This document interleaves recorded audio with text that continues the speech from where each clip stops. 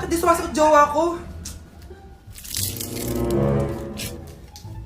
Mga walang iya tong mga to. Naglalandian pa sa harap ko. Aba! Kaya pala di ka sumasagot sa mga tawag ko? Kasi nakikipaglandian ka pala dito kay Samantha? Excuse me? Jowa ko yan. Excuse me? Nauna siya naging akin. Inagaw mo lang. At ikaw, break na tayo! Nababaliw na ata yun. Okay, class, ibibigay ko na yung mga grades nyo. Samantha, naka-98 ka. Ikaw ang highest. Deserve mo yan, Samantha. Thank you, ma'am. Paano naka-98 yung si Samantha? Eh, puro kalandian lang naman yung natupag niya. Kapag inggit, pumikit na lang. At kayong lahat, 95. Maliban lang kay Scarlett, ikaw lang ang bagsak sa buong klase. Bagsak ako? Hindi pwede, ma'am. Ipasa mo ako. Wow! Anong ibibigay kong grade sa'yo, madam? Eh, di ka naman pumapasok sa subject ko. Lagot ako sa nanay ko nito.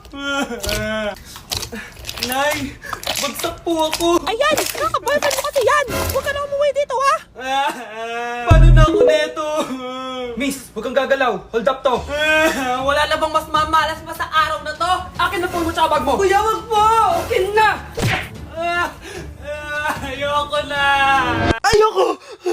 O anak, anyari sa'yo? Anay, masamang panaginip lang. Ayan, hindi ka kasi nag-i-skincare bago matulog.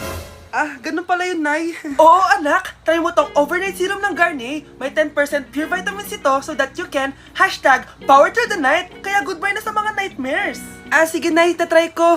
Grabe, ang fresh ko na naman. For sure, may in love na naman sa akin yung jowa ko.